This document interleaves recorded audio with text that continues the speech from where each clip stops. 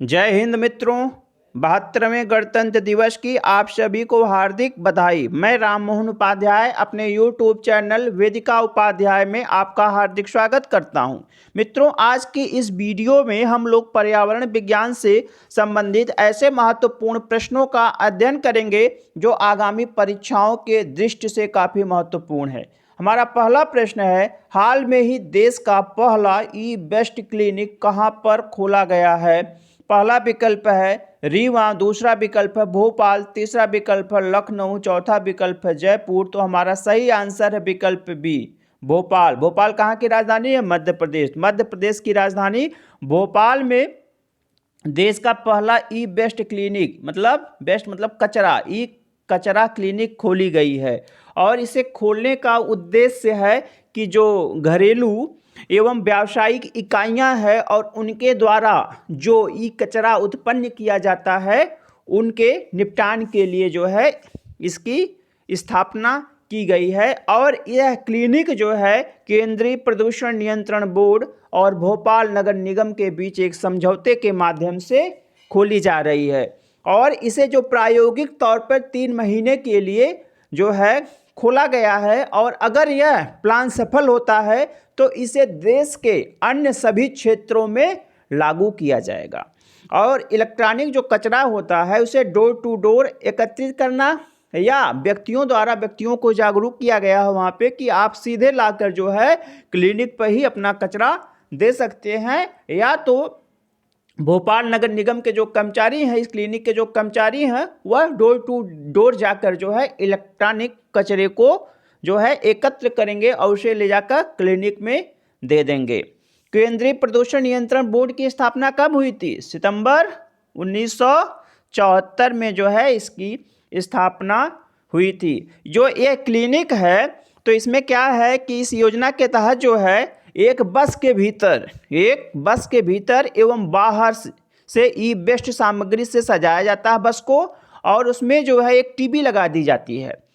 और उसमें जो है टीवी में क्या होता है, ई कचरे से होने वाले जो विभिन्न पर्यावरणीय नुकसान होते हैं उनको डॉक्यूमेंट्री फिल्मों के माध्यम से दिखाया जाता है, जिससे जो नागरिक हैं वह जागरूक हो जाएं और आने वाले खतरों से निपटने के लिए तैयार हो जाएं या सचेत हो जाएं।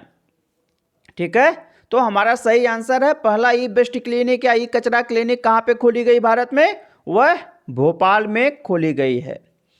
हमारा दूसरा प्रश्न है, किस राज्य में पहला जैव प्रौद्योगिकी पार्क और जैव प्रौद्योगिकी इंक्यूबेशन सेंटर खोला जाएगा? पहला विकल्प है उत्तर प्रदेश, दूसरा विकल्प है राजस्थान, तीसरा विकल्प है मध्य प्रदेश। तो हमारा सही आंसर है विकल्प बी, राजस्थान। जो है देश का जो पहला जैव प्रौद्योगिकी पार्क और जैव प्रौद्योगिकी इंक्यूबेशन सेंटर कहाँ पे खोला जाएगा? राजस्थान में, जिससे जो है विभिन्न प्रकार के रोगों से जो है व्यक्तियों को बचाया जा सके।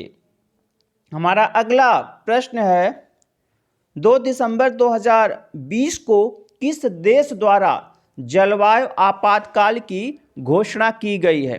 पहला विकल्प ब्रिटेन, दूसरा विकल्प नॉर्वे, तीसरा विकल्प श्रीलंका, चौथा विकल्प न्यूजीलैंड। तो हमारा सही आंसर है विकल्प डी, न्यूजीलैंड। जो है न्यूजीलैंड ने जो है अभी जलवायु आपातकाल अपने देश में लागू किया है, जिससे जो जलवायु में जो ग्लोबल वार्मिंग होती है तो उस ग्लोबल वार्मिंग के प्रभावों से, घातक प्रभावों से जो है अपने आप को बचाया जा सके। हम लोगों को मालूम है कि सबसे पहले जो है जलवायु आपातकाल लागू करने वाला देश कौन सा है? ब्रिटेन है। तो ब्रिटेन ने सबसे पहले जलवायु आपातकाल लागू किया, इसके बाद आयरलैंड एवं स्कॉटलैंड ने किया, फिर वेल्स ने किया, फिर बाद में कनाडा, फ्रांस सभी देशों ने जो है जलवायु आपात अपने देश में लागू किया। और जो है बाद में न्यूजीलैंड में ने भी जो है अपने देश में आपातकाल लागू किया। कब किया? 2 दिसंबर 2020 को। ठीक है, तो जो न्यूजीलैंड सरकार ने जलवायु परिवर्तन और ग्लोबल वार्मिंग के घातक प्रभावों का आकलन करने के बाद देश में जो है जलवायु आपातकाल की घोषणा की। मित्रों, आगे बढ़ने से पहले आपसे यह अनुरोध है, आप वीडियो को देखने के पश्चात सब्सक्राइब, लाइक एवं शेयर अवश्य करें। साथ ही साथ अगर आपका वीडियो या चैनल से संबंधित कोई सुझाव है तो उसे कमेंट बॉक्स में अवश्य दें। हमारा अगला प्रश्न है, सितंबर 2020 में किस देश ने विश्व का सबसे बड़ा सोलर ट्री विकसित किया है? क्या पूछा जा रहा है? सबसे बड़ा सोलर ट्री मतलब सोलर वृक्ष विकसित किया किस देश ने सितंबर 2020 में? तो पहला विकल्प है नेपाल, दूसरा विकल्प है भारत, तीसरा विकल्प है म्यांमार, चौथा विकल्प है इनमें से कोई नहीं। तो हमारा सही आंसर है विकल्प बी, भारत। विश्व के सबसे बड़े सोलर पेड़ या सोलर ट्री का जो है विकास किसने किया है? उस भारत ने किया। कहाँ पे? पश्चिम बंगाल के दुर्गापुर में। पश्चिम बंगाल के दुर्गापुर में जो है उन्होंने किया है। और CSIR और CMERI के सहयोग से उसी कैंपस में जो है इस वृक्ष का निर्माण किया गया है। और इस वृक्ष के माध्यम से साल भर में जो है 12,000 से लेकर 14,000 यूनिट तक जो है बिजली उत्पन्न की जा सकती है। अगर देखा जाए तो एक गांव के लिए जो है यह सफिशिएंट है, पर्याप्त है। और इसमें जो है कुल 35 सोलर पैनल लगाए गए हैं, 35 सोलर पैनल लगाए गए हैं। इसके बाद हमारा अगला प्रश्न है, अभी हाल में ही केंद्रीय पर्यावरण, वन एवं जलवायु परिवर्तन मंत्री ने देश में गिद्धों के संरक्षण के लिए किस योजना का शुभारंभ किया? पहला विकल्प है गिद्ध संरक्षण योजना, दूसरा विकल्प है गिद्ध प्रवास योजना, तीसरा विकल्प है गिद्ध कार्य योजना। तो हमारा सही आंसर है विकल्प सी, गिद्ध कार्य योजना। 5 अक्टूबर 2020 को जो है गिद्ध कार्य योजना का शुभारंभ किया गया है। इस किस लिए किया गया? गिद्धों के संरक्षण के लिए। गिद्धों के संरक्षण के लिए किसके द्वारा? राष्ट्रीय वन्य जीव बोर्ड के द्वारा, वन्य जीव बोर्ड के द्वारा यह कार्य किया जा रहा है। और इसकी अवधि क्या होगी? तो 2020 से 2025 जो है इसकी अवधि होगी। और इसके तहत जो है कुल भारत के 5 राज्यों में गिद्ध कार्य योजना का संचालन होगा। कहाँ कहाँ पे? उत्तर प्रदेश, त्रिपुरा, महाराष्ट्र, कर्नाटक, तमिलनाडु। इन जो है 5 राज्यों में जो है गिद्ध कार्य योजना का संचालन किया जाएगा। और इसमें गिद्ध संरक्षण एवं गिद्ध प्रजनन केंद्र स्थापित किए जाएंगे, जिससे जो है गिद्धों की जो विलुप्त प्रजातियां हैं उनका संरक्षण किया जा सके। ठीक है। और अभी हाल में ही जो है उत्तर प्रदेश में इसी योजना के तहत जो है उत्तर प्रदेश के गोरखपुर के पास जो महाराजगंज जिले में जो है जटायु प्रजनन केंद्र की स्थापना की जाएगी। ठीक है। हम लोगों को मालूम है, एक प्रश्न आता भी है परीक्षाओं में, डिक्लोफिनक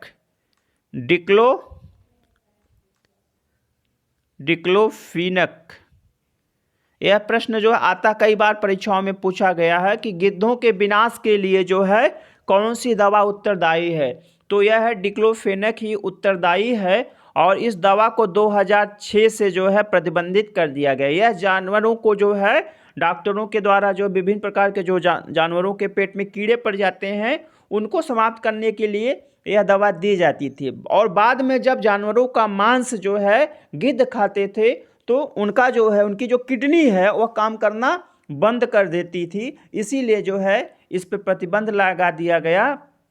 तो यह प्रश्न कई बार आया है। तो डिक्लोफिनक को जो है आप लोग याद रखिएगा। सबसे पहले जो है जटायु प्रजनन एवं संरक्षण केंद्र की स्थापना की गई थी। कहाँ पे? पिंजौर में। कहाँ पे? पिंजौर में की गई थी। और जो गिद्ध, पहला विकल्प हमारा है गिद्ध संरक्षण परियोजना। पहला विकल्प है गिद्ध संरक्षण परियोजना जो है इसे 2006 में प्रारंभ किया गया था। हमारा अगला प्रश्न है 2020 में विश्व वन्य जीव कोष की एक रिपोर्ट के अनुसार वर्ष 2050 तक भारत के कितने शहरों पर पानी का संकट होगा। तो हमारा पहला विकल्प है 20, दूसरा विकल्प है 30, तीसरा विकल्प है 40, चौथा विकल्प है 25। तो हमारा सही आंसर होगा विकल्प बी 30। 2020 में जो विश्व वन्य जीव कोष की जो रिपोर्ट आई है उसमें बताया गया है कि 2050 तक भारत के जो है 30 शहर ऐसे होंगे जिन पे पानी का संकट होगा। हमारा अगला प्रश्न है हाल में ही किस राज्य सरकार ने सांपों एवं अन्य सरीसृपों के लिए पहला एलिवेटेड इको ब्रिज बनाया है। तो पहला विकल्प है मध्य प्रदेश, दूसरा विकल्प है आसाम, तीसरा विकल्प है उत्तराखंड और चौथा विकल्प है मिजोरम। तो हमारा सही आंसर है विकल्प सी उत्तराखंड। उत्तराखंड के लिए नैनीताल में जो है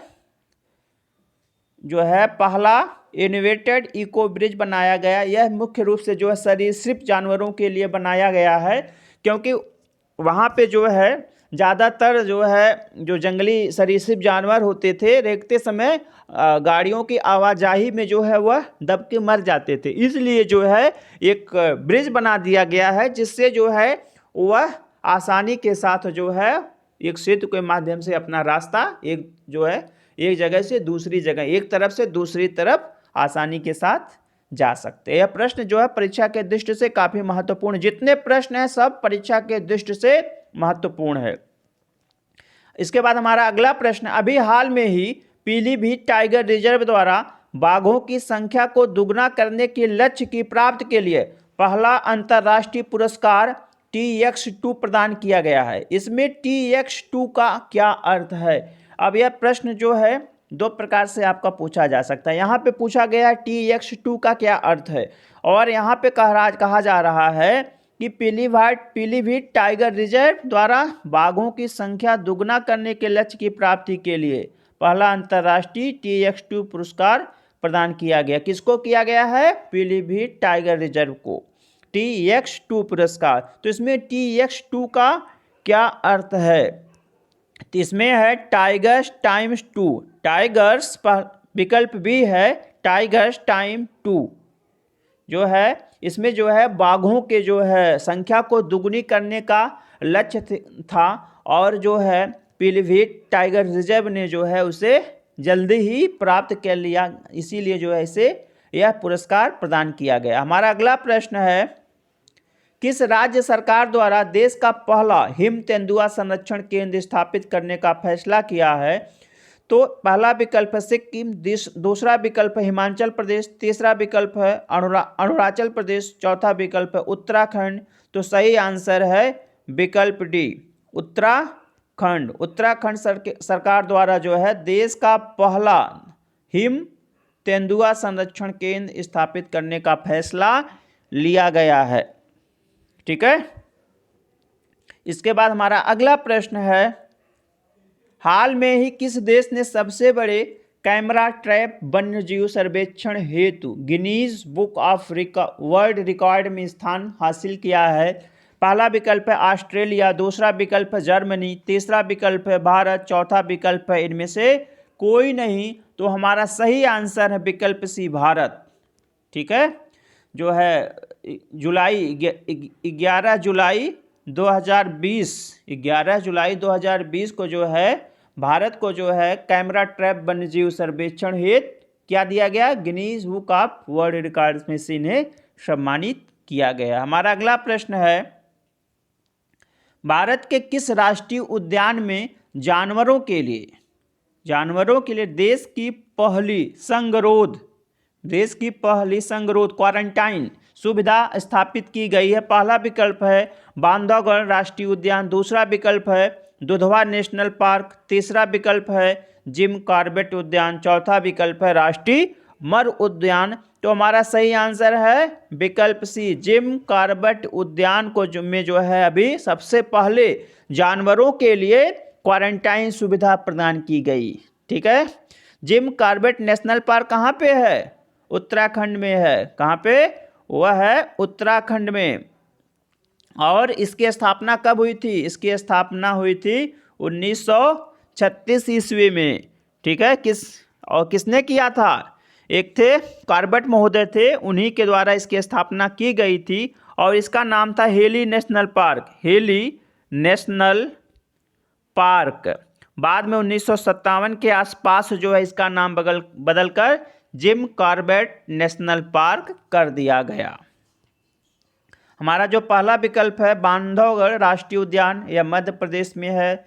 दुधवा नेशनल पार्क यह उत्तर प्रदेश में है। राष्ट्रीय मरु उद्यान यह राजस्थान में है। इसके बाद हमारा अगला प्रश्न है, भारत सरकार ने विश्व धरोहर सूची 2020 में शामिल करने हेतु कितने स्थानों को नामित किया है? पहला विकल्प है 3, दूसरा विकल्प है 2, तीसरा विकल्प है 1, चौथा विकल्प है 6। तो हमारा सही आंसर है विकल्प बी, विकल्प बी 2। भारत सरकार ने जो है मार्च 2020 में, कब? मार्च 2020 में जो है विश्व धरोहर सूची में जो 2020 की है उसमें शामिल करने के लिए 2 स्थानों को भेजा है या नामित किया है। पहला है धौलावीरा। धौलावीरा, कल हम लोगों ने धौलावीरा के विषय में पढ़ा था। ठीक है, और दूसरा है दिल्ली सल्तनत के स्मारक और किले। दिल्ली सल्तनत के स्मारक और किले। धौलावीरा के विषय में कल मैंने जो है डिटेल में पढ़ाया है और आप जो है उस वीडियो में देख लीजिएगा। हमारा अगला प्रश्न है, हाल में ही किस उद्यान में हर्पीस वायरस के कारण कई हाथियों की मौत हो गई? पहला विकल्प है नंदन कानन प्राणी उद्यान, दूसरा विकल्प है जिम कॉर्बेट प्राणी उद्यान, तीसरा विकल्प है पन्ना टाइगर रिजर्व और चौथा विकल्प इनमें से कोई नहीं। तो हमारा सही आंसर है विकल्प ए, नंदन कानन प्राणी उद्यान। कहाँ पे है? यह उड़ीसा में है और यहाँ पे जो है कुछ हाथियों की जो है हर्पीस वायरस के कारण मृत्यु हो गई, जिसके कारण यह चर्चा में था। जिम कॉर्बेट के विषय में हम लोगों ने भी ऊपर पढ़ा है। पन्ना टाइगर रिजर्व कहाँ पे है? यह मध्य प्रदेश में है। हमारा अगला प्रश्न है, केंद्र सरकार ने कितने राज्यों में गंगा को प्रदूषण मुक्त करने के लिए 15 सूत्रीय दिशा निर्देश जारी किया है? पहला विकल्प है 8, दूसरा विकल्प है 10, तीसरा विकल्प है 11, चौथा विकल्प है 13। तो हमारा सही आंसर है विकल्प सी, 11। केंद्र सरकार ने कुल 11 राज्यों में गंगा को प्रदूषण से मुक्त करने के लिए 15 सूत्रीय दिशा निर्देश जारी किया है। हमारा अगला प्रश्न है, फरीदाबाद के अपने शोध एवं विकास केंद्र के बाहर किस संस्थान ने सिंगल यूज प्लास्टिक का प्रयोग करके 850 मीटर लंबी एक सड़क का निर्माण किया है? पहला विकल्प है वैज्ञानिक एवं औद्योगिक अनुसंधान परिषद, दूसरा है पुरातत्व सर्वेक्षण विभाग, तीसरा है भारतीय पुरावनस्पतिक संस्थान, चौथा है इनमें से कोई नहीं। तो हमारा सही आंसर है विकल्प ए, विकल्प ए, वैज्ञानिक एवं औद्योगिक अनुसंधान परिषद। ठीक है, इसके बाद हमारा अगला प्रश्न है, अक्टूबर 2020 में भारत के कितने समुद्री तटों को प्रतिष्ठित ब्लू फ्लैग से सम्मानित किया गया है? पहला विकल्प है 4, दूसरा विकल्प है 6, तीसरा विकल्प है 8, चौथा विकल्प है 10। तो हमारा सही आंसर है विकल्प बी, 6। ब्लू फ्लैग से कितने भारतीय तटों को सम्मानित किया गया है? 6 तटों को सम्मानित किया गया है। हमारा अगला प्रश्न है, किस देश ने 2020 से 30 के दशक को जलवायु परिवर्तन और पर्यावरण पर त्वरित कार्रवाई का दशक घोषित किया है? पहला विकल्प है नॉर्वे, दूसरा विकल्प है इसमें जो है कहीं मिसिंग हो गई। दूसरा विकल्प है भारत, विकल्प भी भारत कर लीजिएगा। विकल्प सी ए एवं बी दोनों, विकल्प डी इनमें से कोई नहीं। तो पहला विकल्प है नॉर्वे, दूसरा विकल्प है भारत, तीसरा विकल्प है ए एवं बी दोनों, और चौथा विकल्प है इनमें से कोई नहीं। तो हमारा आंसर है विकल्प सी ए एवं बी दोनों, मतलब नॉर्वे एवं भारत, नॉर्वे एवं भारत दोनों ने 2020 से 30 का जो दशक है उसे जलवायु परिवर्तन और पर्यावरण पर त्वरित कार्रवाई का दशक घोषित किया है। नॉर्वे की राजधानी कहाँ है? ओस्लो, नॉर्वे की राजधानी ओस्लो है। इसके बाद हमारा अगला प्रश्न है पांचवा अंतर्राष्ट्रीय रामायण महोत्सव 2019 संपन्न हुआ। पहला विकल्प है मणिपुर, दूसरा विकल्प है नई दिल्ली, तीसरा विकल्प है अयोध्या, चौथा विकल्प है प्रयागराज। तो हमारा सही आंसर है विकल्प बी, नई दिल्ली। हमारी नई राजधानी, भारत की राजधानी नई दिल्ली में 5वें अंतर्राष्ट्रीय रामायण महोत्सव 2019 का आयोजन किया गया। अगला प्रश्न है यूनेस्को ने किस भारतीय शहर को क्रिएटिव सिटी ऑफ गैस्ट्रोनॉमी का खिताब दिया है? पहला विकल्प इम्फाल, दूसरा विकल्प कोच्चि, तीसरा विकल्प हैदराबाद, चौथा विकल्प इनमें से कोई नहीं। तो हमारा सही आंसर विकल्प सी हैदराबाद। यूनेस्को ने जो है creative city of gastronomy, creative city of gastronomy का जो है पुरस्कार किसे दिया है? हैदराबाद को दिया है। इसमें जो है कुल विश्व के 66 शहरों को जो है क्रिएटिव सिटी ऑफ जो है क्रिएटिव सिटी की सूचियों में शामिल किया गया था, जिसमें से भारत के कुल 2 शहर थे। एक था हैदराबाद जिसे क्या दिया गया है? क्रिएटिव सिटी ऑफ गैस्ट्रोनॉमी, और दूसरा है मुंबई। क्या है? मुंबई। इसे जो है creative city of films, creative city of films का पुरस्कार दिया गया है। किसके द्वारा दिया गया है? यूनेस्को के द्वारा। यूनेस्को की स्थापना कब हुई थी? 1945 ईस्वी में। इसका मुख्यालय कहाँ पे है? लंदन में। इसका पूरा नाम क्या है? इसका पूरा नाम है United Nation Educational Scientific and Cultural Organisation. हमारा अगला प्रश्न है चाप चार कूट महोत्सव 2020, चाप चार कूट महोत्सव 2020 का आयोजन किया गया। पहला विकल्प मिजोरम, दूसरा विकल्प केरल, तीसरा विकल्प आसाम, चौथा विकल्प इनमें से कोई नहीं। हमारा सही आंसर है विकल्प ए, मिजोरम। चापचर कूट उत्सव 2020 का आयोजन कहाँ किया गया? मिजोरम में किया गया। हमारा अगला प्रश्न है थोतला कोंडा बौद्ध मठ किस राज्य में अवस्थित है? पहला विकल्प आंध्र प्रदेश, दूसरा विकल्प अरुणाचल प्रदेश, तीसरा विकल्प मिजोरम, चौथा विकल्प इनमें से कोई नहीं। तो हमारा सही आंसर है विकल्प ए, आंध्र प्रदेश। थोतला कोंडा बौद्ध मठ कहाँ पे अवस्थित है? आंध्र प्रदेश में जो विशाखापत्तनम का क्षेत्र है वहीं पे जो है थोतला कोंडा बौद्ध मठ है, और लगभग 2000 पुराना यह मठ है। ठीक है, तो मित्रों आज की वीडियो में मैंने कुल 21 प्रश्नों को रखा था, और सभी प्रश्न जो है परीक्षा के दृष्टि से काफ़ी महत्वपूर्ण हैं। तो आप एक बार जो है पूरे वीडियो को ज़रूर देखिएगा, और जो है उसे एक नोट्स बना लीजिएगा, ठीक है, एक नोट्स बनाकर जो है एक जगह संग्रहित कर लीजिएगा, और जब भी आपको समय मिले या तो वीडियो सुन लीजिए या अपने नोट्स को देख लीजिए। तो मित्रों आज की वीडियो मैं यहीं पे समाप्त करता हूं, और अगली वीडियो लेकर अतिशीघ्र ही आप लोगों के समक्ष उपस्थित होऊंगा। आप लोगों को बहुत बहुत धन्यवाद। नमस्कार, जय हिंद, जय भारत।